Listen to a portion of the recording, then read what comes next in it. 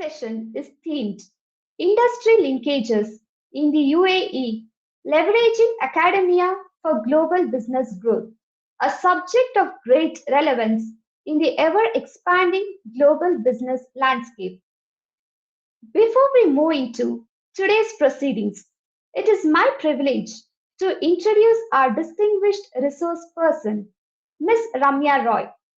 Ms. Ramya Roy is a versatile leader, speaker, and community catalyst with over a decade of leadership experience across Europe, the Middle East, and Africa. She currently leads strategic services delivery and operational excellence initiatives at Confluent, with a strong emphasis on AI-driven data strategies, project management, and cultural transformation. She delivers compelling insights on diverse topics, including data-driven decision-making, stakeholder management, community building, and digital transformation. Her perspectives are widely valued by both academic institutions and industry leaders, being grounded in a robust professional and academic foundation. Passionate about empowering the next generation, Ms. Ramya frequently speaks at universities and engages with young business professionals, making complex business concepts both accessible and relatable.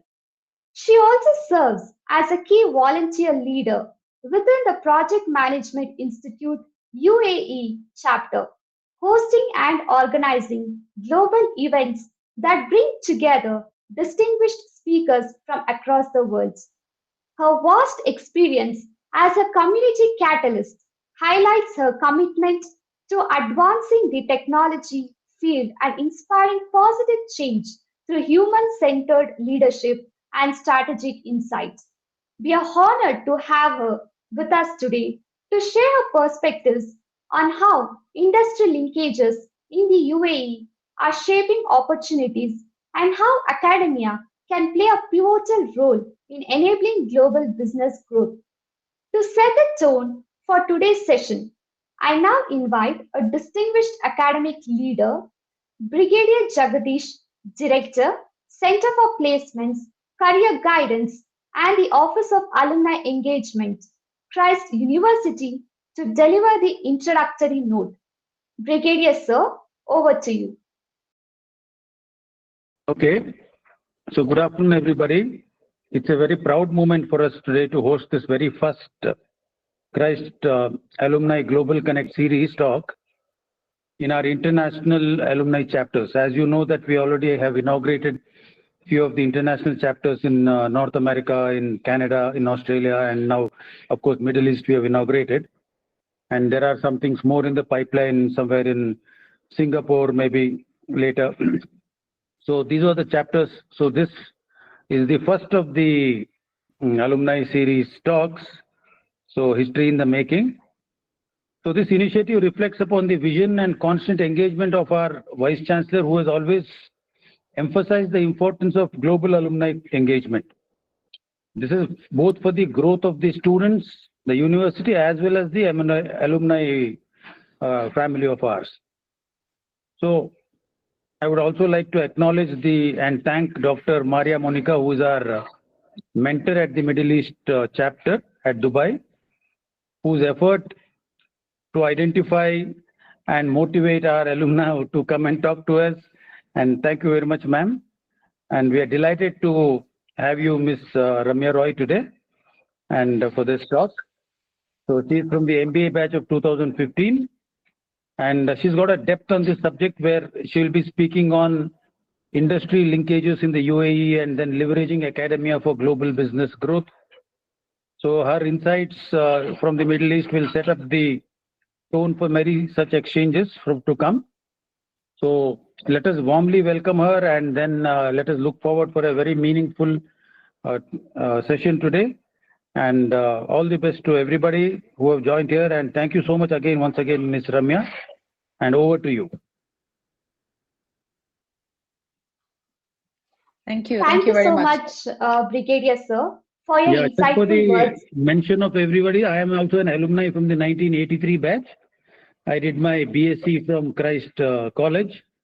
I passed out in 1983, and then I joined the Indian Army. And after 35 years service in the Indian Army, I'm back in the alma mater. So that's my background. So over to Ms. Ramya. Yeah. Thank you. Thank you so much, Brigadier Sir, for your insightful words and for inspiring us to build stronger bridges between academia and industry. With that, I now warmly welcome Ms. Ramya Roy to lead us through today's session. Ms. Ramya, the floor is yours. Thank you. Thank you so much, Lydia. Before I start, I just want to make sure you can all hear me properly. So can I just ask if I'm audible? All good, Yes, Ramya. ma'am. Yeah. Okay, perfect. So firstly, thank you so much for this very, very, very warm welcome. And I think it's a Saturday. There are so many lovely things to do in Bangalore, I'm sure. I left the city 6 years ago, but then I still make it a point to come back at least once a year. So thank you so much for making time on Saturday. And let me also thank the Office of Alumni Management, and especially Maria, for uh, putting this together and for inviting me to your to the alumni chapter, and that too the first one. So I think it's been a privilege. Thank you so much. I will share my slides shortly. Let me try to share that.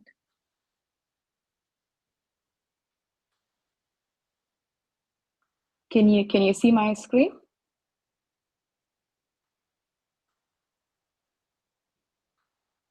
Yes, ma'am. Okay, perfect.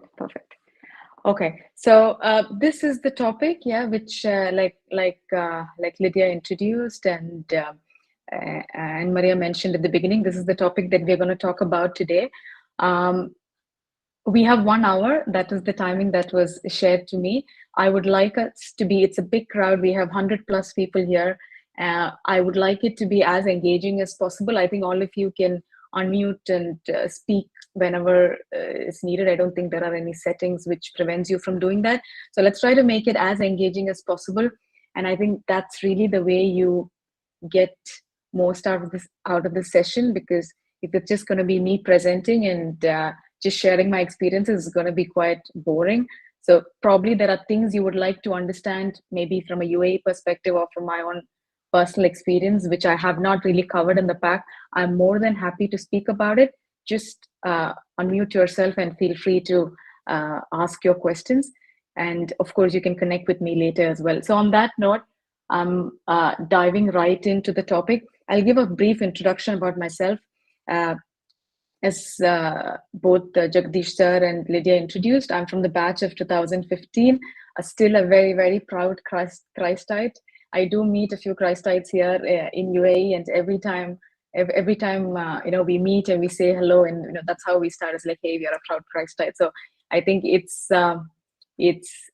really a privilege, and you'll get to know as you navigate your career as well. Your university, your alma mater, plays a very big role and a very big position in your life. So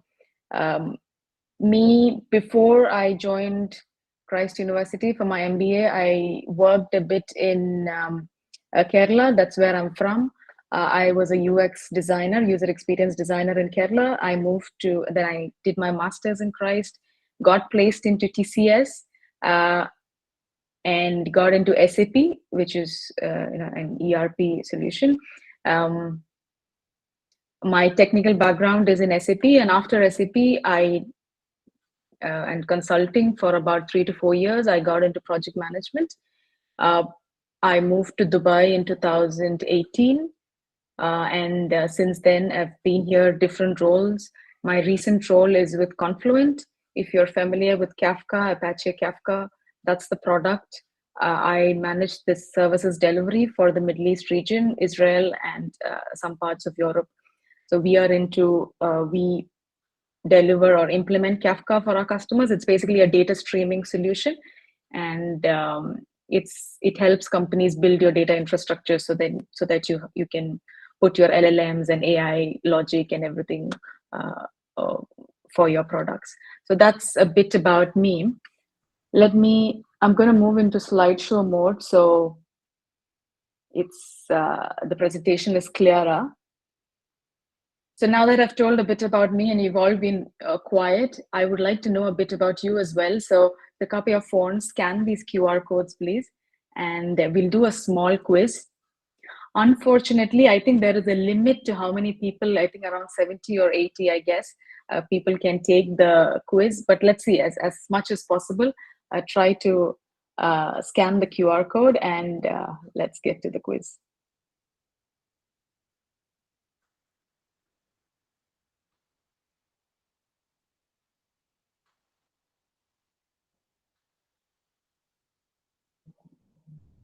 Are you able to scan? Is anyone facing any difficulties?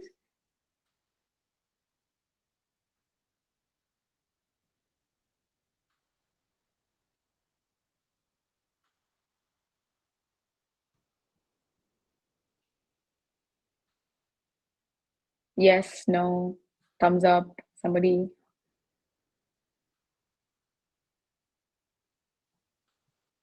Okay, you're able to scan. Good, good. On the screen, do you see the Mentimeter? So this is a tool called Mentimeter where I've put the quiz together. Yeah, Karthik?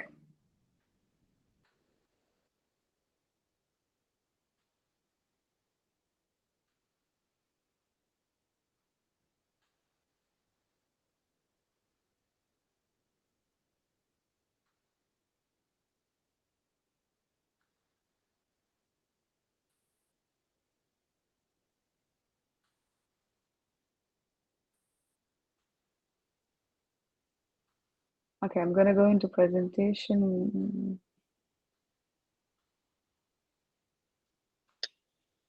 Okay, have you scanned? Because I don't see the. Okay, 57 if you have joined. Okay, good. So maybe let's get started. This is my first question. So you put your responses and then I think we'll see the responses here. So first one, just a casual one. How is everyone feeling today? Okay, there we see the dots appearing. Someone's quirky, okay.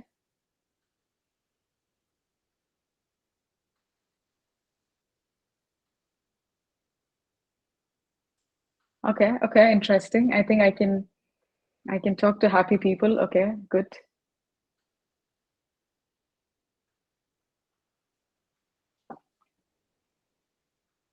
Great. So now we'll move on to the next one. What do you like to do in your free time?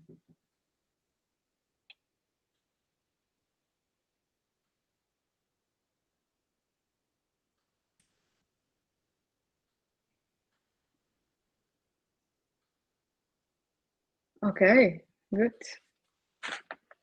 Sleep. I hope you don't do that here. We'll keep it short. Sing, dance, read. Painting, chess, volunteer. Interesting.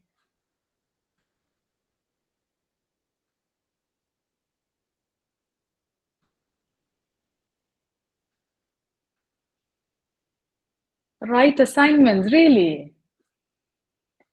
I know you have your stuff here, but isn't that too much?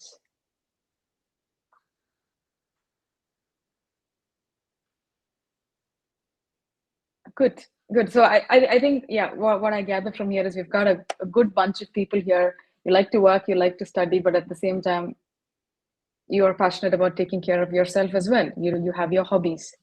So let's move on to the next one, yeah? What do you think is your greatest strength?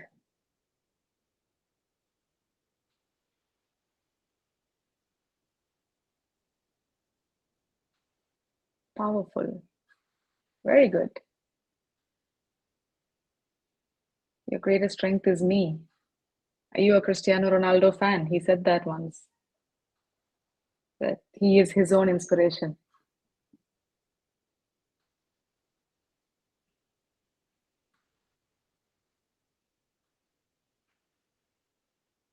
Perseverance, very important. Ethics, parents.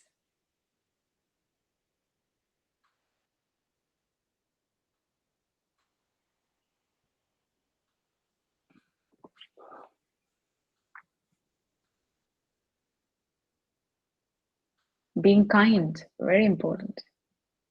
Very important.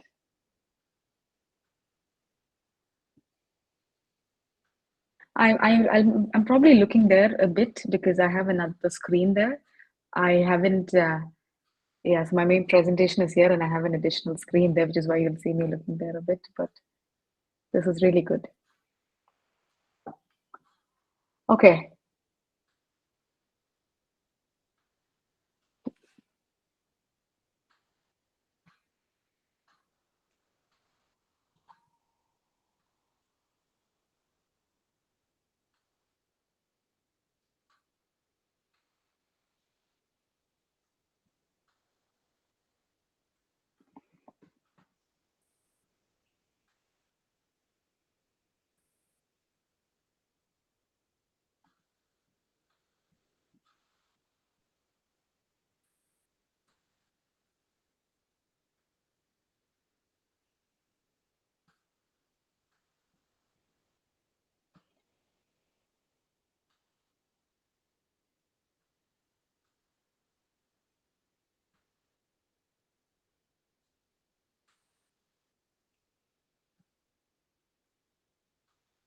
Diversity, culture, green environment, canteen. Oh, I missed that as well.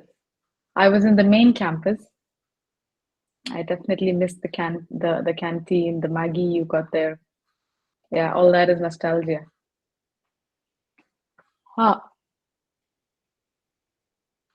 Next one. This is more just for me to understand the audience.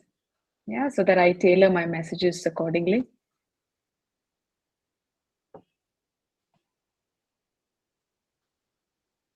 So you can put anything in there. If you've done internships, if you've done some kind of volunteering at any organizations. If you have a company of your own, a startup, or if you've done something on your own, you can write that as well. Anything and everything counts here, not just organizations and corporates.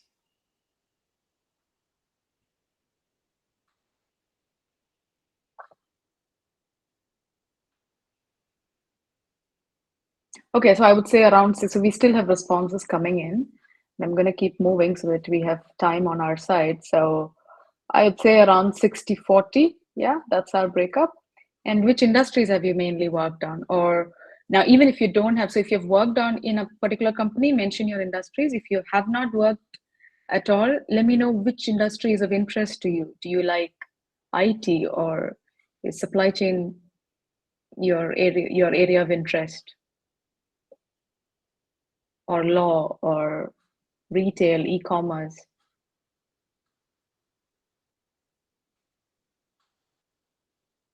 IT, finance, fintech, travel, HR, logistics, startups, sales. Okay.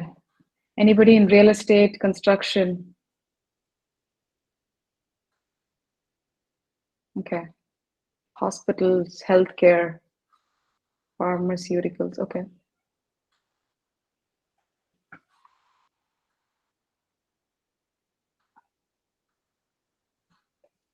Okay.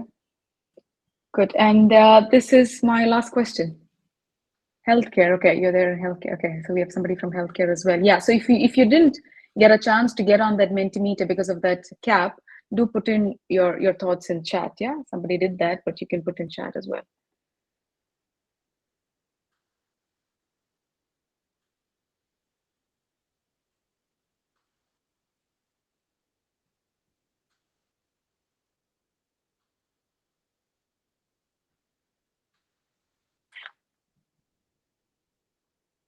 Placements, industry expectations, corporate life.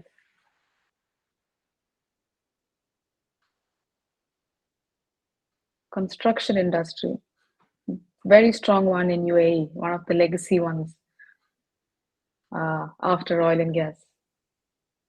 Work-life balance, so important. Life after college, even more interesting. It's campus is good, but as life goes, it's just onwards and upwards. So it gets more and more interesting. So don't worry about it. Life in Middle East skills. Okay, so I have a rough idea. Thank you, team, for participating and engaging really well on this. So this gives me an idea. This helps me understand the audience. Next time, hopefully, they say inshallah here. It's a term in Arabic saying if God wills.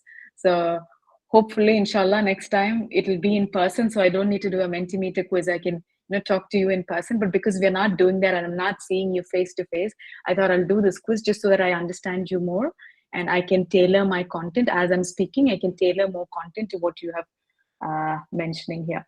Transitioning to UAE. So I'll just take that because maybe I didn't mention that in my introduction. Transitioning to UAE was not so much of a difference for me because I was born and raised here. I moved to India for my education and then I came back. But transitioning from being a student to a professional, there was a difference, and we'll cover that in some of the slides. Yeah. Okay, so thank you everyone. Let's go back to the slides. Yeah, I'm going to stop presenting. I'm going to present the slide next.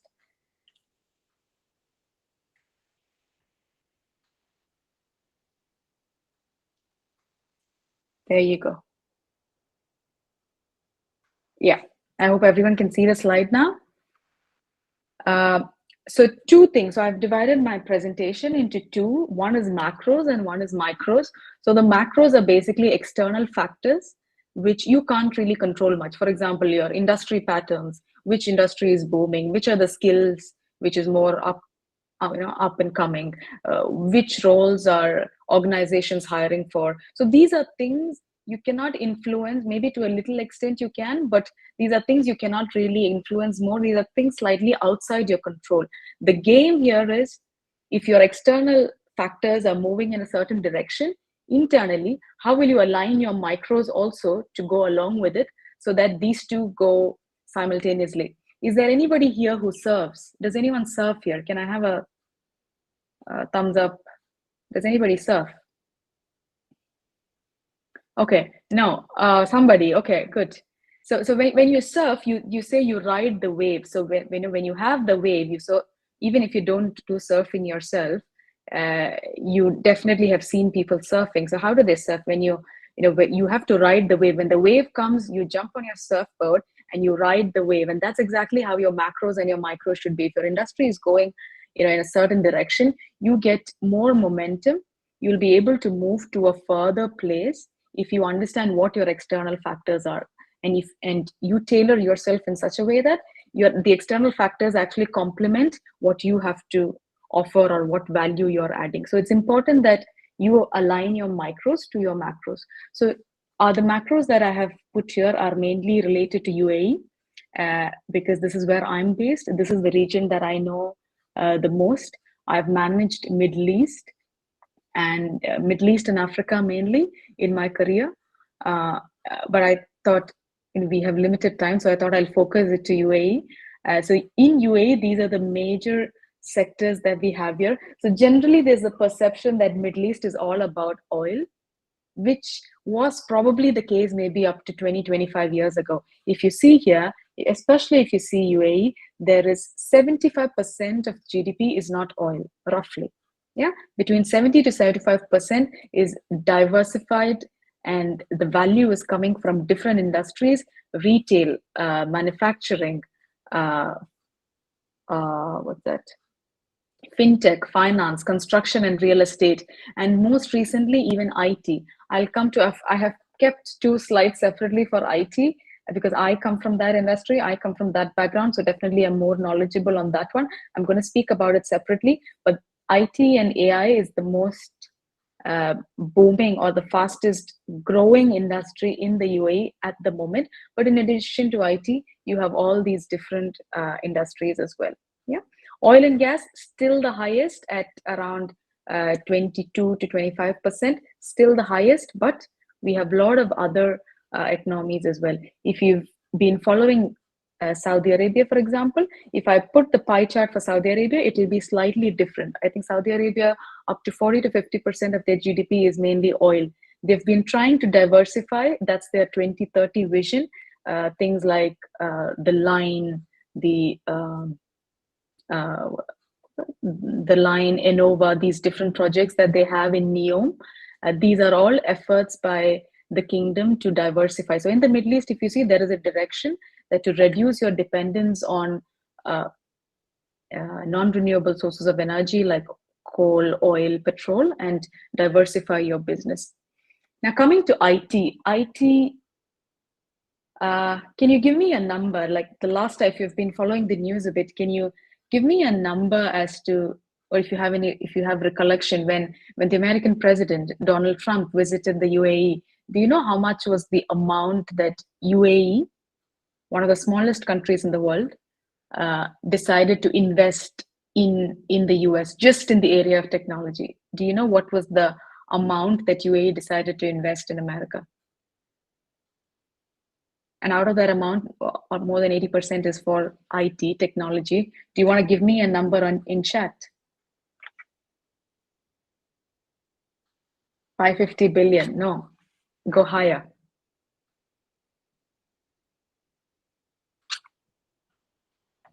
1.4 trillion, close. 1.3 trillion was the amount that UAE will be, 1.3 trillion worth of investment is what UAE is doing in USA over the course of the next couple of years, out of which 80 to 85% is purely on technology. And one of the biggest projects, which again is a US UAE partnership that's happening here, is Stargate. Has anybody heard of Stargate?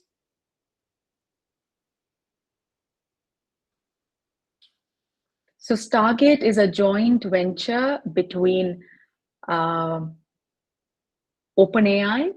G42. G42 is one of the main AI companies in the UAE, which is backed by the government. So Stargate is a JV between G42, OpenAI, Oracle, NVIDIA, Cisco. I think these are the 5 to 6 main stakeholders. There are a few others as well, but these are the 5 main stakeholders in this project. So Stargate is a project to build AI infrastructure in the UAE to fuel OpenAI's LLMs. So OpenAI has a lot of large language models, which basically fuel your ChatGPT and your other LLMs that you use on a daily basis. So data has to be trained on servers. So where do these servers go? Like in US, there's a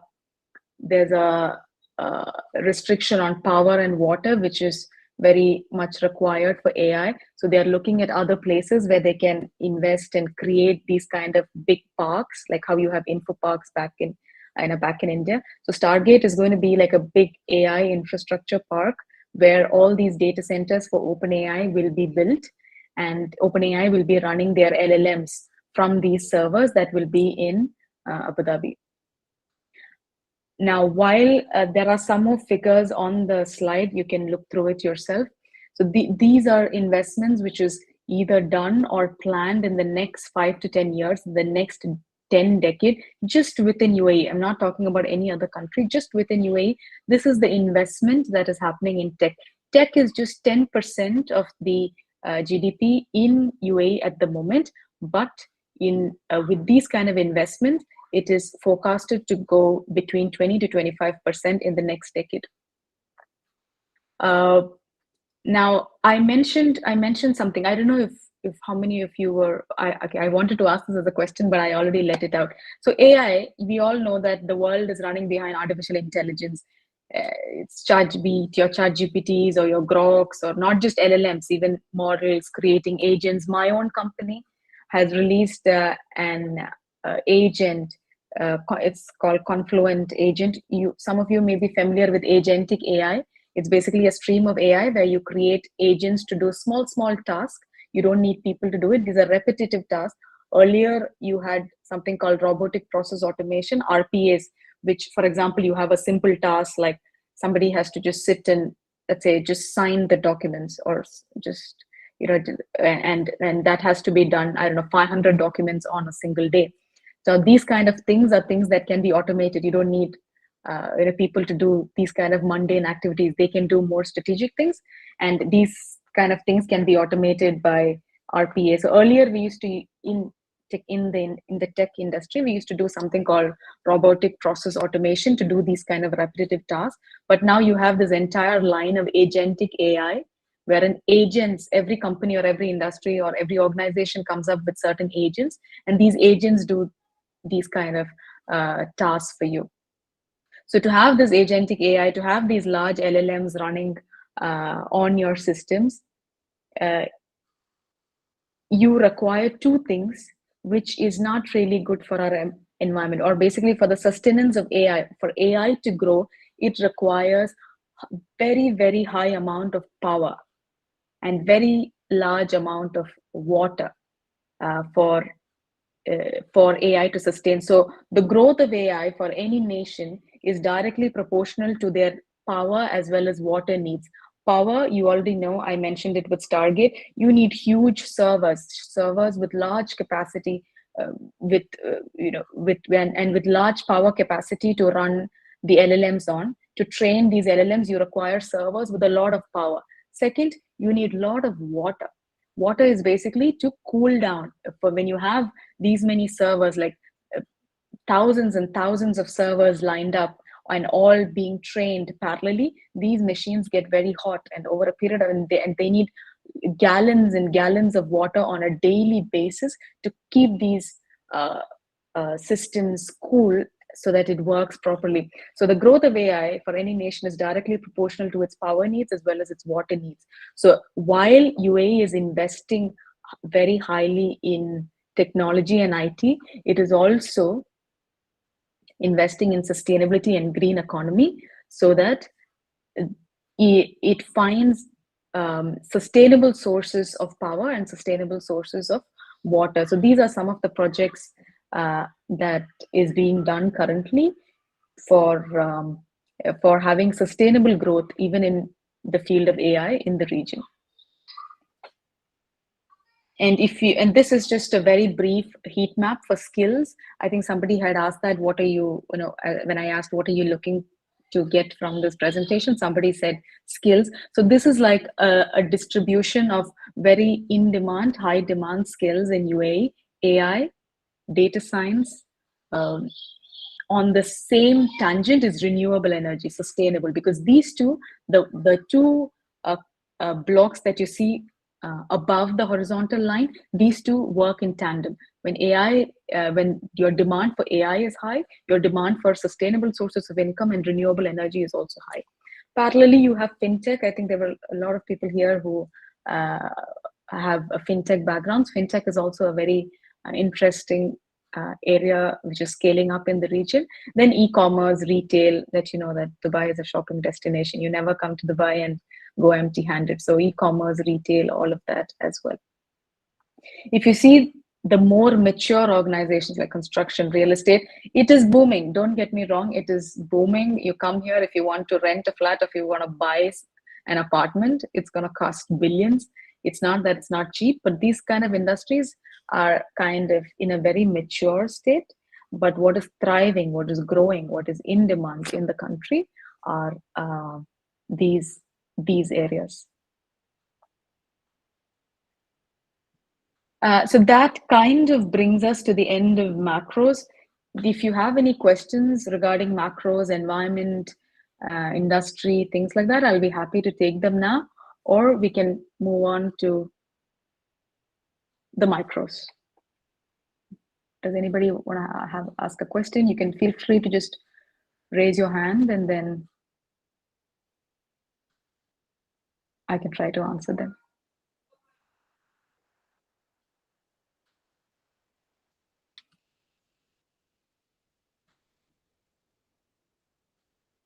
I'm guessing no questions?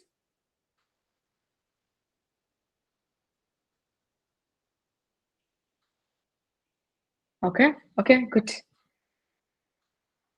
All right, so let's do a quiz. Yeah, just because every time all of you go quiet, I feel like asking something or making you do something so that I know you're all listening. So this is just a quiz. Does anyone know what is common between these companies? I've got to go to let me go to the chat. Yeah, put your answers in the chat or feel free to just unmute and speak.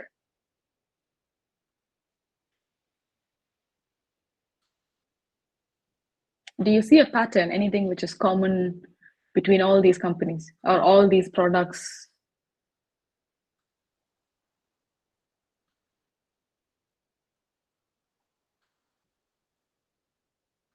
Public engagement.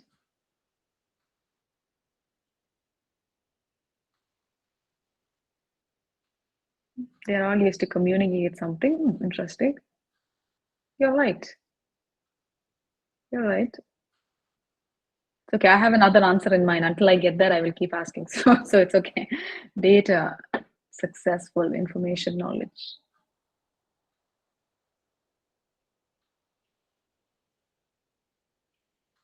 Content.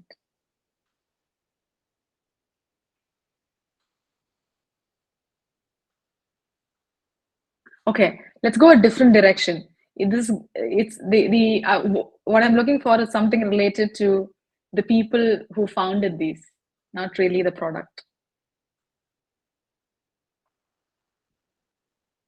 Let's give it 30 seconds more. Entrepreneurs, all of them founded, yeah, okay. Dropouts, okay. I don't know, I don't know. Mark Zuckerberg, yes. The YouTube, three of them, no, I don't think so. I don't think they were dropouts. I think they were graduates.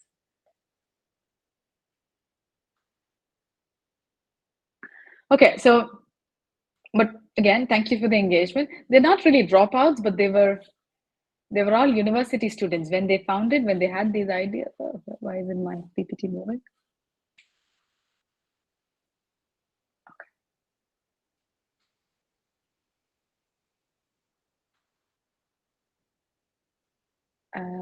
Give me a minute. I'm going to stop and start present again.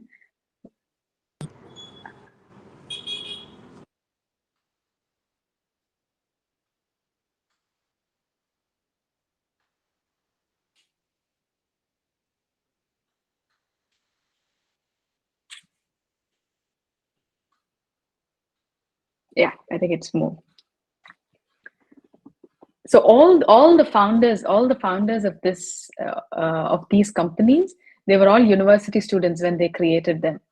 So yeah, I mean it was just a quiz. So if you have any ideas, start working on it, and you never know, you're probably the next Mark Zuckerberg, or an even better person, or an even better successful CEO. So it was, there's no slide following up. It was just a quiz to break the monotony between the macros and the micros. Yeah, but thank you for your engagement. Okay, moving on to the micros. Now the micros are what is like really more interesting for me, because macros, what I really did is I put together information. It was a bit like current affairs. I put together that information and gave it to you. And again, based on my experience and things like that. But micros, you can't really influence macros much, as I was saying. But micros is a different thing. Micros, it's your choice. How you want your micros to be, how you want yourself to be, is totally your choice, in your hands. So this is definitely very interesting. First one, it starts with confidence. I can give you as many tips as you want. You can have another 10 or 15 people coming in and giving you so many tips and tricks on how to navigate the corporate, or how to navigate the workforce, how to get the best jobs, how to get your best pay, how to rise up on the corporate ladder. But it all boils down to one thing: how confident you are with yourself. Yeah, is it common to be plagued, or once in a while, when you think, okay, am I good enough with the knowledge that I have? Can I really enter or climb up fast on the MNCs? It's okay questioning yourself. It's okay, but question yourself, figure out what needs to be done, and move on confidently. That is just super important. I'll start with a small example. This is something that happened to me as well. It's from my career. So when I moved to Dubai after Bangalore, my first experience was with Al Futtaim. Al Futtaim is a big it's a conglomerate, like you have Landmark back in Bangalore. It's a big group. They have a lot of retail. They resell a lot. They're a reseller for a lot of brands in the region: retail, automotive, real estate, name it. They're literally there in every industry. And I joined the IT team for that company. So in my interview, it was a PMO analyst role in project management office position, and in that they wanted somebody who was highly skilled, like an expert on Microsoft project. So while I was at TCS, as I mentioned, I was primarily in a technical role, not so much into management. I've seen my manager use this particular tool, but I haven't used it myself. Maybe I've reviewed it or something, but I haven't really created projects or managed projects on Microsoft projects. So Microsoft project is a tool for that is used by project managers to manage their project. It's basically a tool at the end of the day. So one of the requirements that the recruiter put in front of me was you need to be an expert on this. So he asked me if I'm an expert, and I was like, no, I'm not an expert. I would say I'm a beginner, not even moderate. So he said, okay, we'll give you 2 days time. If you think in 2 days time you will be ready to go and give this particular interview, wherein they have a test, like how you have an aptitude test. The first process for that interview was they will give you a case study, and I have to prepare a project on that case study on this particular tool. So the first part of the interview itself was this Microsoft project thing, and so they asked me if you're confident to go and do it, and I wasn't sure because this was my first job. I wanted it to be perfect. I didn't know this. Is it okay to go and it's definitely not okay to go to be dishonest and say I know it when I don't, because they will realize it on day one of office that I don't know this. But I said, okay, I'm confident. Let me give it a try, and let's see. And I came back, took premium membership on LinkedIn. Did LinkedIn learning for Microsoft project for 2 days, went there, somehow managed that test, and got the job. So the why I told that is it's that confidence, because it's very common for us to feel that, okay, we are not up to it. We wait for that perfect time and everything is perfect. Okay, now I'm ready. And often in corporate world, you do not, the opportunity comes to you. When the opportunity comes to you, just take it. Don't wait for that perfect time when everything is ready and you feel extremely confident. What happens is that will really slow your pace of growth in the corporate. So you can have all these tips, you can have all the skills that you need, but the main thing is you have to be extremely confident about yourself. Just a few pointers here based on my experience. Remember that every journey is unique. Do not compare yourself to other people, because everybody has their own set of unique skills. Your journey is unique.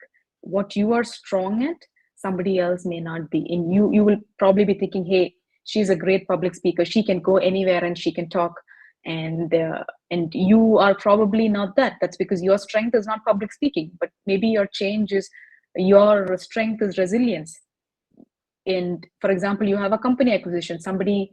Your company gets acquired by a bigger company. There is a lot of change happening, but because you are a very resilient person, you are able to manage that. But that public speaker, right, that you thought was really good, maybe she is not a resilient person. So when change came, she's no longer confident. She is she finds it difficult to adjust to the new surroundings. So everybody's journey is different. So don't compare yourself too much to other people or what other people would think. If you feel like this is what you want to do, educate yourself, put in the hard work, and go there and do it. That's why every person's journey is unique. But having said that, if you see somebody else is doing something better than you, take the opportunity to learn as well. That is important throughout your education as well as throughout your career. Be humble, look for things that you are not so good at and go there and learn. That's connected to the second point as well. Hone your skills, both technical as well as your soft skills. My third point, again, is very, very important. Find the balance. I recently, not in this job that I'm in, but the previous one, I had my manager. He was in his early 40s, and generally people, we retire like mid 60s or so, and your retirement age in UAE is also around between 60 to 65. He was in his early 40s, in his prime, one of the best managers that I've had in my career. Very good at work, very good at, he was a very influential person in the organization. He was able to protect his team. Really good person. But early 40s, he had to retire because of stress. He was burned out. This is what corporate sometimes can do to you. There's so much going on. You feel like you have to do everything. You jump on everything. You do not ask for help. You tend to be a little insecure in your job, saying, okay, if I'm going to share this with somebody else, they are going to take your job. Don't have these thoughts. If you need help, take it. Find the right balance. Have time with your family, even when you're in a job. Find that perfect work-life balance so that you can go all the way out there, and you don't need to, you don't accumulate stress and depression and these kind of things, and stop midway through. So it's very important you find the balance. These two things are mind skills. So often with our education in universities, or we go to take a training, we are always trained on skills. Do you know your C? Do you know your Java? Do you know your Python? Or do you know how to, I don't know, navigate some other tool? But who is teaching you soft skills? Who is teaching you to be resilient? Who's teaching you to be adaptable? Who's teaching you to be uh, a good a good persuader? Or who's teaching you these soft skills? Who's teaching you to be about your emotional intelligence, your EI? So these kind of things are sometimes missed in the noise of all the technical skills. But as you start your career and as you go up, you will know that a lot of it is your mind game. Where your mind thinks you will go, that is where you will go in body. And this is not psychology. I'm not trained in psychology, but this is something which I have experienced myself as well. And as you progress in your career, you will know that if you can be in a rock bottom position in your life, but if your mind says, no, it's okay, get up, you have another door that is waiting for you, a bigger, better door, you can pick yourself up and go there. But if you decide, okay, no, I cannot, then you read, whatever you do, you can be the best coder in the world, but if your mind is not saying, hey, you can do it, you cannot get up. So training your mind at least like 15 minutes on a daily basis, it's so important to in the long run. These two skills, persuasion and manifestation, are your mind skills. One is persuasion. Now, persuasion is something which I'm sure you experience in college as well. You have a group, you have a brilliant idea, but unless you are able to persuade the rest of your team to be onboarded with your idea, you're able to persuade them and influence them and say, hey, this is the best idea, this is why it's good. Show them how it will benefit them if they go with this idea. If you try to push your agenda to them, nobody will listen to you. This is 2025. If you say, this is what I want to do, nobody is going to listen to you. But you push something forward and you tell them, this is the idea, this is how it is going to benefit you. Everyone gets into something only if they see some gain. We are all human beings. Yeah. So if you're able to do that, that's how you persuade people. Anybody here watched 12 Angry Men? It's an old classic movie. Okay, so we have some of you who've watched. Those who haven't, it's a movie. Yeah, it's a nice homework to have. So go and see, try if you can watch this movie. It's an old classic, I think black and white movie, but an amazing masterclass on persuasion. It's about 12 men and how one man manages to persuade all the 11 others. So this is a skill which is, try to hone it. Look for online materials. You have there's information overload on the web now. Try to see how you can hone the skill of persuasion. Second one, manifestation. Has anybody read the book called The Secret by Rhonda Byrne? It's a very good book to read. If you haven't, go, I would highly encourage you go read that book. So manifestation, I'm sure, even if you haven't read the book, The Alchemist, I'm sure all of you know this line in The Alchemist that says, if you really want to do something, I'm not quoting, unquoting, I'm telling you the meaning of it. It's like, if you really want something, the universe conspires to get it done for you, right? So that is what manifestation is. And this is a skill, I practice manifestation a lot, and this is something that I truly believe in. If you really want something, you believe in it, in your mind, you think that you've already got it, and put the work for it. Yeah, it's not just wishing for it, and then you have someone with a magic wand coming and giving you things.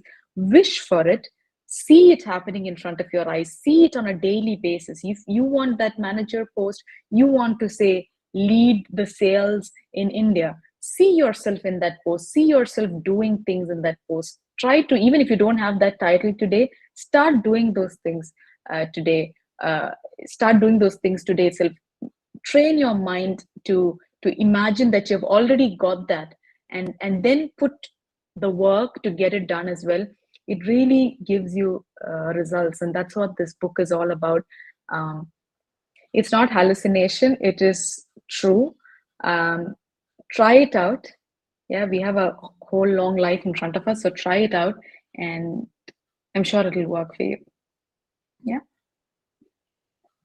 Anybody know this man?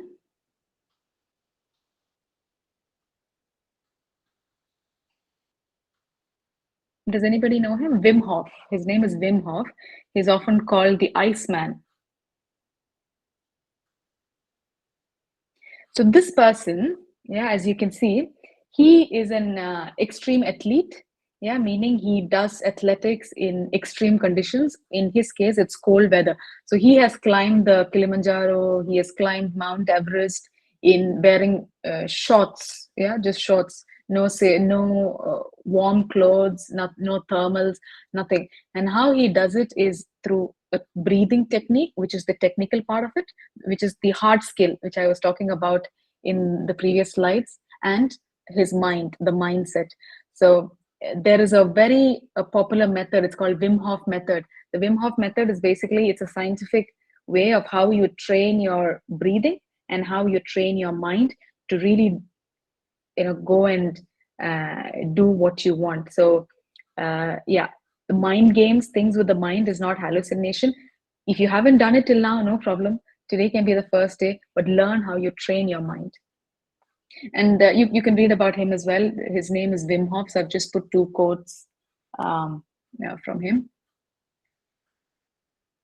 Now we'll go a bit into, how much time do we have? Are we good on time? Let me just check.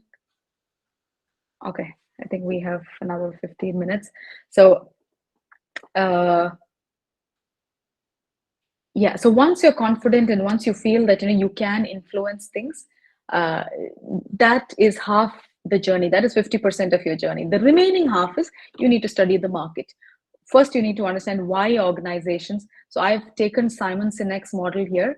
Simon Sinek is a very popular author. He's the author for the book Start With Why. So I've taken his what, why, what, how model. I've put that book at the end of my slide if you'd like to refer to it at a later stage. So why do organizations partner with students? Don't think it's only for your benefit that you want to do an internship with companies. It's not like that. Companies also like interns. Not every organization is intern friendly. I'll be frank when I say that, but there are plenty of organizations who want to work with interns, who would like to work with freshers, and there's plenty of organizations who see value in that. So that, and why, the reason for that is, one, you bring fresh ideas and innovation. When you've been in corporate for some time, your mind sometimes always thinks in a certain direction. You like it or not, sometimes it's all about numbers, it's all about meeting metrics. After a point in corporate, we sometimes run out of fresh ideas and fresh perspectives. But when you are coming from college, or when you're coming from university, you come with that fresh ideas and innovations, and which would be highly benefiting. How to commercialize it, maybe that's that part you would probably need to take help from other people in the company. But always college students bring fresh perspectives into organizations. Plus, it's beneficial for them too from a cost perspective, because you're starting out. It would be more cost effective for them, because when you start out in a job, your number one priority is not to be paid the highest on day one. If that's your priority, then maybe it's worth rethinking it, because when you start out in your career, there are some things which is very, very important. I'll come to it on the next slide. One is you need to have strong mentors. You go into any company, and this is something I learned, I think, in my third company. You go into any company, try to have one mentor. You need not say, hey, can you be my mentor? Like just engage with them, or if there's somebody you really admire a lot, try to learn from them. Try to have that one person that will back you in the company, whatever happens. And that is really important, to have that one person in your organization. And you find that out for yourself the moment you step into your company or any organization that you decide to join. Try to find that one person who you can learn a lot from. You manifest from him. You try to that when you try to learn from people like that, over a period of time, you'll see that when you are faced with a decision, you slowly tend to take decisions or act like him or her. So that happens, and that is again manifestation at work. So try to find that one mentor. It is very, very beneficial to have somebody like that. Plus community and brand enhancement. There is something in UAE, I think it is probably there in Bangalore as well, something called good places to work. Like some organizations are vetted by a third party organization, where they say, hey, say for example, LinkedIn is a top place to work. Visa, the MasterCard Visa, they are a top place to work here. So for such companies, community, I mean, the mix and the diversity that you have in your workforce is very important. So for some brands and for some organizations, it's very important that they have interns, young people joining their teams, because companies strive a lot towards diversity. Diversity is not just in terms of your background, in terms of your country, it's also or your age, it's also in terms of your experience, like freshers, mid-management, higher management, really experienced. So organizations strive for that kind of diversity. So it is not only in your interest to join a good company. There are plenty of good companies out there that want interns and freshers and people who are starting out as well. That's why I mentioned this. But what makes you workforce ready? So we'll start from the bottom of the pyramid, which is the right skills. I already explained this, so I will not go too much into it. You need your technical skills. You also need your professional skills. You need your soft skills. There is a very common saying that goes, which says, there's a quote which goes, you don't hire for the skills, you hire for the right attitude. And attitude is, again, it's a soft skill. It's your personality. So you need to have a healthy combination of both technical as well as soft skills. There is one thing that my manager told me when I joined this particular company, Confluent. So I come from an SAP background, and Confluent is all about data streaming, data science. In this company, we build data structures or data infrastructure for different companies, so they can run their AI and LLMs and models and all on these. So, but we work to organize. Our product helps companies organize and put their data together and do live streaming on it. So that's the product. So, so my manager, when I was interviewing, what he mentioned, something that he mentioned is, I did not have the technical skills required to, say, be there in a data science field, because this is not really my area. But what he was looking for was not, do you have the right skills? Can I train you to get those skills? That is what they were looking for. So, and a lot of managers, a lot of good recruiters, a lot of good managers also look for that. It's not about what you know today. It's about, are you okay for change? Are you resilient for change? Are you like a sponge that is willing to learn, passionate to learn, and go to a better place and climb the ranks. That is what they look for. So you always need to have a good balance of technical, more importantly, your soft skills. Your second, you need to have a strong resume. I think you probably know this by now. You need to have a strong CV, and your CV should basically, there has to be a shift, and this is something which has proved beneficial for me, so I'll just share it. You have to have a shift in your mindset. Your CV should tell the companies or the organizations what will they benefit if they hire you. Your CV should not say, this is my skills, this is my achievements, and this is me. You take it or you don't take it. That's not what your CV should communicate. Your CV should try to communicate, if you hire me, what can I do for you? And there is a very subtle difference between these two. And this is again along the lines of what I told earlier. When you want somebody to take an action, you need to show them, if they take that action, how will they benefit? So your CV should be tailored in that way. I don't have it on PPT, but I will just mention this coach. If you can take it down and maybe refer to him later. I didn't put it on PPT here. I think I forgot. His name is Drew Sauer. Yeah, DREWSAUR.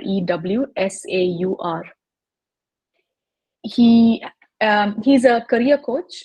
He does a lot of paid coaching for leaderships, like VPs, senior VPs and above, like senior leadership.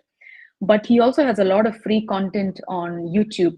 So see if you can go there. And when you watch around 8 to 10 videos of his, your language and the way you speak about how you market yourself or how you make your pitch about yourself will change, because it is all about what his talks or his content is all about is what I just mentioned. When you talk to somebody, frame your message in a way, not telling, hey, I'm good at this, I'm good at this, and I'm good at that. Your message should instead be, hey, these are things that I'm good at, but if you hire me, this is what you will get. So that's a stronger pitch. And the last and the most important, the tip of your pyramid, is your professional network, your LinkedIn network. I think some of you have already, I see that some of you are already maintaining a very good LinkedIn network. I think before the talk, some of you have connected with me already. So I've gone through your profiles. Some of you maintain it really strongly. Keep that up. If you're not doing that yet, do it. This is not just for myself, but I know, at least in UAE, I'm sure India is even more competitive than UAE. You have even more brighter, stronger, competitive talent there. So I'm sure what I'm about to say is even more relevant for India as well. Keep a very strong network, be it LinkedIn, be it personal connections. It's these connections that will really make you go to a higher place. So start with LinkedIn, and even after you go into a job or get into a job, have networking events, learn how to network, learn how to talk to strangers and be comfortable, and learn how to be comfortable about it. Networking should be really one of your major areas of focus until you retire. I would say, like, it doesn't stop. Yeah, it's not just until you get a job. It's challenging. A lot of people, they're very, very active on LinkedIn. They get a good job, then for 3 years, nothing. The premium, the membership is out, everything is out. Your LinkedIn is dead for 3 years. Then after 3 years, you get tired of that job. You want a job hunt again. That's when you come back and then you try to make your LinkedIn even stronger. But try not to do that. Keep it maintained. Do networking. Post what you're doing. The value that I was talking about earlier, there's a concept in sales. If anyone's in sales and marketing, you know the concept of value selling. Do value selling for yourself as well. Whatever, if you are a data scientist, if that's your area, write content on data on data science. Share content on data science. Engage with leaders. Engage with data scientists who speak about data science, and do it constantly. And that is networking, and having a good professional network is one of the main things to in your career, for your career progression. How do I engage with the industry? So some of it I've already told. You need to identify what your interests and your goals are, build a professional online presence, which is your LinkedIn. Network strategically. This is the only point that I will touch on, and then I'll open the floor for questions. Network, again, networking is like, it's not friendship, but again, you do not make a friend to get something out of that other person, right? Similarly for networking, don't connect with people just so that, for example, you want a job, so you connect with somebody and you're like, hey, give me the job. Why would they want to give you that job? So network strategically. Today you make connections, maybe that those connections are not going to help you today, maybe they will help you 5 years later, but network strategically. Know who you want to contact and be engaged with. On LinkedIn there are millions of people. There's no need to send a request to every single person, or if you want to enter, say, the fintech, there's no need to connect with everybody or all the millions of people in fintech. Who are people who inspire you? Is there a company you want to, for example, do you want to work with OpenAI? Then start, or do you want to work with Google? Start engaging with people from Google. Connect with them. There are a lot of senior people in product engineering in Google. They drop a lot of posts. This is what we are doing next. This is even before the product comes out. They say these things. Engage with them. Hey, that's something really interesting. Hey, you're doing it this way. This is an idea of mine. Why don't you do it? You know what? Like a level and above, the directors and above, they look for people to hire, not just when they have an opening. So there are a lot of people, especially senior leadership, they're always looking for people to hire. So you never know when is the right time. So network very strategically. Have a plan for networking. These are the people I'm going to connect. I want to be in Google in 5 years, or I want to join Google in 3 years. I'm going to target, and I want to join, say, the product team, for example. These are the 15 people I'm going to target globally for in Google. These are the 10 people that I'm going to target in India, and then these are the 5 people that I'm going to target in Bangalore, which is maybe my home city, and engage with them on their posts, engage with them on chats. Hey, I read your article, that is very interesting. This is what I thought about that article. Drop them a DM. So these are things people we think that, oh, they're seniors, they're too senior, they would not want to listen to this, but they're interested in this. If you have value to deliver, if they think that whatever you're saying makes sense for their business, they will come back and talk to you. And I speak this from experience. So network strategically. With that comes to the end of what I have to say. These are 2 books. Just, I know I've shared a lot of movies and books and all that, but reading is whichever form you take. You can online, or you have your Kindle, or if you like the old traditional paperbacks and hardbacks books, try to read. These are 2 good books that I recommend for people starting out on their career. The second one is especially for people interested in entrepreneurship. Excuse me for a minute, I just want to drink some water.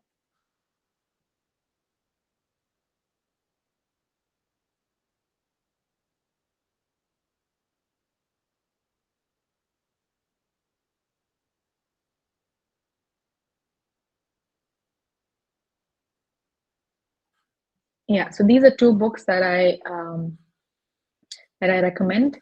I think with that, I've kind of come to the end of my content. Do you have any questions?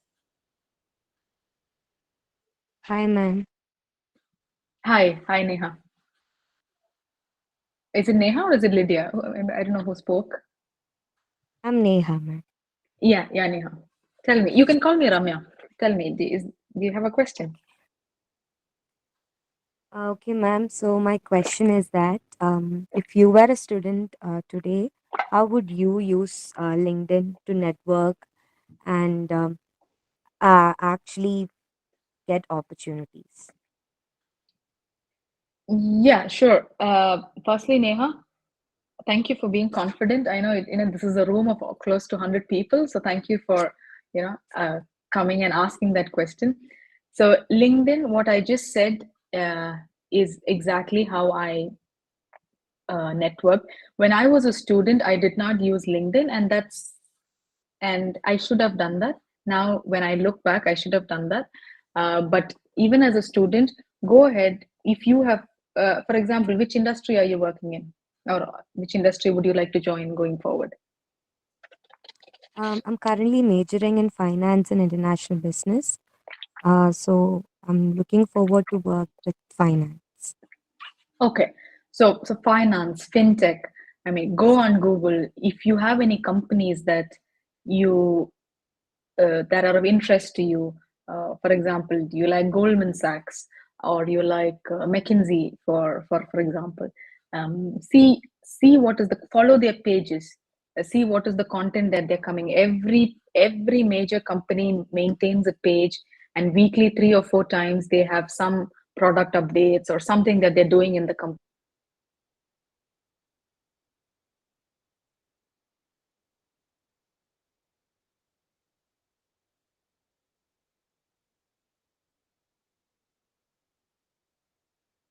Leaders in India, if you plan to work in India, then engage with them on posts. They write LinkedIn papers. Have you seen LinkedIn papers? No, ma'am. Yeah, so in LinkedIn, you can write articles. So you've got LinkedIn articles. So a lot of people write LinkedIn articles. See if somebody from McKinsey is writing these articles. I mean, get into their circle and do this for McKinsey. Do this for another 8 finance companies. So this is how you engage. So over a period of time, you know what they're talking. Tomorrow, if you land an interview in McKinsey, you know their language. You can speak their language. And the moment they, for example, think culture or women empowerment, these are very strong things, or these are very these are very important things for McKinsey. For example, I do not know them. I'm just saying, for example, like some values. Every company has some values which is very, very important for them. Like for my company, the number one value is customer love. And yeah, there are a few other things, but customer love is one of them. So there are these terms that they use. For example, think that customer love is also a very important thing for McKinsey. It is one of their values. Tomorrow, when you go to their interview, you start speaking things like, okay, this is what I know that you're doing for customer love. This is what I know that you're doing for your glass ceiling. I saw how you have an inclusive culture. I saw this on LinkedIn. I saw that on LinkedIn. I see that this is where you're investing uh, your money, and this is where you're doing your research. This shows that you are really vested in McKinsey. You are really passionate about joining that company, and this is what companies want. There are hundreds of people out here. There is no dearth of people to hire, or there's no dearth of talent. If you are talented on C or C++, for example, there are 50 million other people who are talented on C++. But what McKinsey would want is a person who's talented on C++ and who is passionate about working for their company. And if you're able to reflect that, and if that is going to come in the language that you speak to them, then I guess you have the job. And how you get that is when you engage with McKinsey on these public channels. You read their content, you see what is important for them. Then when you find yourself in an interview, the words will flow automatically because you have been exposed to their content for so many years or months. So that's my recommendation. Thank you, ma'am.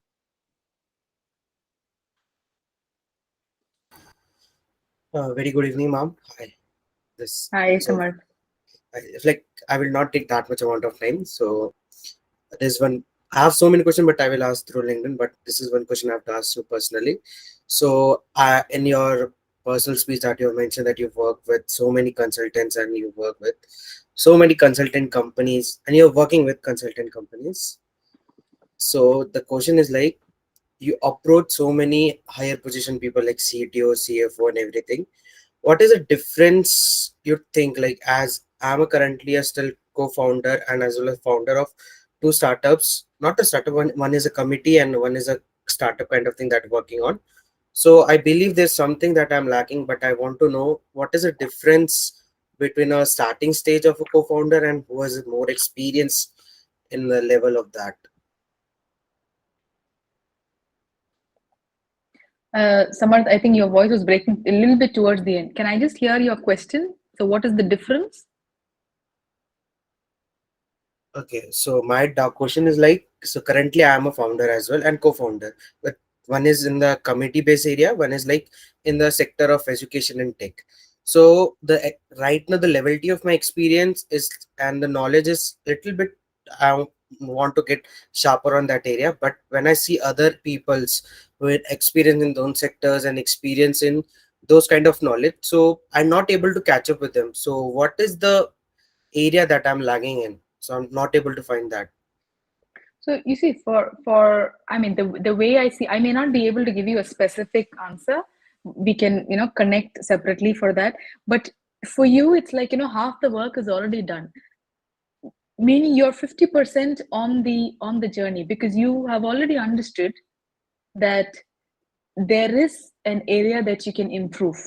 Yeah, there's nothing like, lacking, or I'm not good at this. It is just an area for you to improve. For you, you've already found that you already know that, okay, there are some things, and these things, I need to improve that. Be confident and go do your pitch.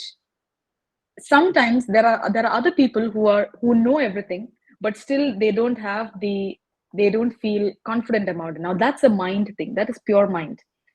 But for in your case, there you already know an area of improvement. And generally they say, there's a quote, right, which goes, knowledge is confidence. And I've seen that about myself as well. I told you when I joined this company, I did not have because I don't come from a background of data science, and I am sitting in a room filled with data scientists. I didn't have the confidence to speak up in meetings, because I'm like, what if I ask something really dumb? Like, you have that. And that was because I did, because my knowledge was lacking over there, and that is something I had to improve. But now I've been in that company for a year. I have tried to work. I have some technical mentors. They have tried to help me and improve my knowledge. But now with that improved knowledge, now I feel more confident to speak at meetings, even if I'm speaking to the product teams. The product teams are the most technical people in any company. When you speak to them, I feel like I can speak to them because of that knowledge. So the moment you see that you have, why I said you've gone 50% is, you already have identified there are areas that I need to improve. So just improve on that and go put your best foot forward. Thank you so much for your answering. And there's one more question. When I go through a LinkedIn, I saw you worked in a Jaguar. So it's the motor company, the Jaguar it is, or something different? It's a Jaguar. So Jaguar is Jaguar is the auto company. Jaguar is a US organization. They sell cloud services for procurement. So yeah, if you have the product, I mean, companies buy the product, they set up the product, they do the entire supply chain and logistics, all the buying and selling for their company through this particular product. So Jaguar is it's a SaaS solution for procurement. Yeah. Thank you so much, ma'am. Thank you. No problem. Thank you for your question.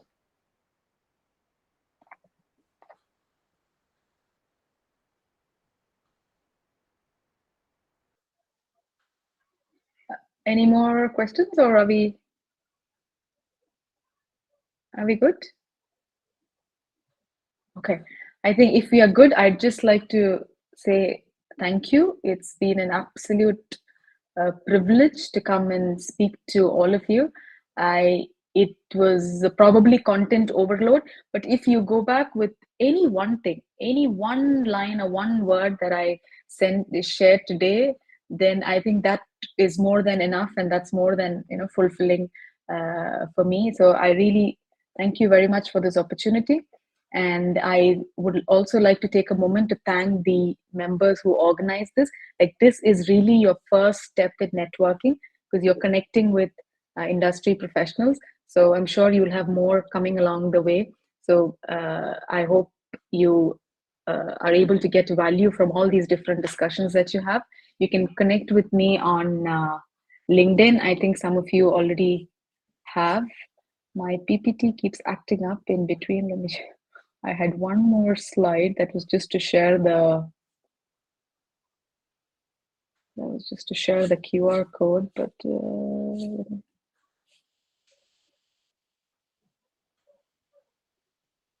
let me just try to move it. Yeah, that's the one. So you can stay connected, and yeah, I wish you all the best. And you are in the right place. I was a Christite myself, and there's not an iota of regret in anything that I've done in life, both education as well as career after I moved out of Christ. I'm sure that the teachings, the learnings, the soft skills, the way in Christ, how they teach you to be humble, and all that would pay you a lot going forward, and will help you a lot in your professional career and professional career. Yeah, so that's it. Thank you very much. Thank you, Ms. Ramya, for that enriching and thought-provoking session. As we come to the close of this inspiring session, I would like to extend heartfelt gratitude to our esteemed speaker, Ms. Ramya Roy, for her valuable insights and for taking time to engage with her alma mater. To Brigadier Jagadish Sir for his encouraging words and unwavering support to our alumni community. To the Office of Alumni Engagement for curating this platform, and to our Middle East Alumni Chapter for spearheading this Global Connect initiative. To Dr. Maria Monica, mentor of the Middle East Chapter, for her constant guidance and support. To Professor Rishikesh and Ms. Ranju Matthew for their presence and encouragement. And most importantly, to all our alumni, faculty, and students who joined us today from near and far. Your presence makes this initiative truly global. This is just the beginning of many such engagements under the Christ Alumni Global Connect webinar series. We will look forward to your continued participation and support in the editions to come. Thank you once again and have a wonderful day ahead. Yeah, I just have a word to say. I would also like to thank Reverend Father Josie for all the support he is giving for the alumni and the international chapters. He is the director of the BGR campus, and Father Josie really does a lot of work, and he does for the international chapter. So I would be very grateful for his contribution too. Excellent talk by Ramya today, very relevant. I'm sure the students benefited, bringing the macros and micros together and coming out with those real tips, which I've been always telling, and we have started the skill development where I tell them that knowledge, skills, and attitude is what people look for, and how they can, work on these things and, take things forward. So it was a great, very nice talk, ma'am, and it was a great experience we had today. A very good beginning today, and thanks to Miss Dr. Maria Monica for organizing this.